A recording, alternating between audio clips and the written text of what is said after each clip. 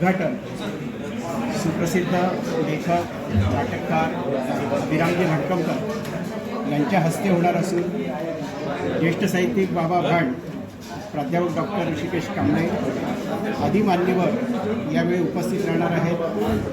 तसंच सरस्वती भुवन संस्थेचे अध्यक्ष ॲडव्होकेट गिरीश वकील हे सुद्धा यामध्ये असणार आहे।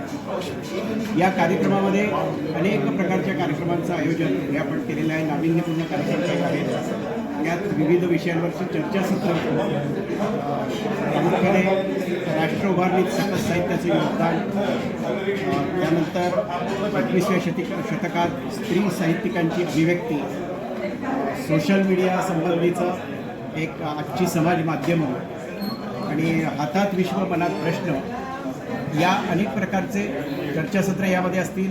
महाराष्ट्रातील विदर्भापासून गोव्यापर्यंतच्या अनेक युवा साहित्यिकांचा सहभाग यामध्ये असणार आहे। त्याचबरोबर अनेक प्रकारचे विशेषतः अभिरूप न्यायालय एक आगळावेगळा कार्यक्रम, नाट्यछटांचं सादरीकरण असा एक आगळावेगळा कार्यक्रम आपण यामध्ये केलेला आहे। आणि या सगळ्या कार्यक्रमाला महाराष्ट्रातील युवा साहित्यिक जवळपास प्रयत्न आमचा असा आहे की 1000 साहित्यिक यामध्ये उपस्थित राहावेत असं आम्ही नियोजन त्या पद्धतीने केलं। हा कार्यक्रम कुठे होणार?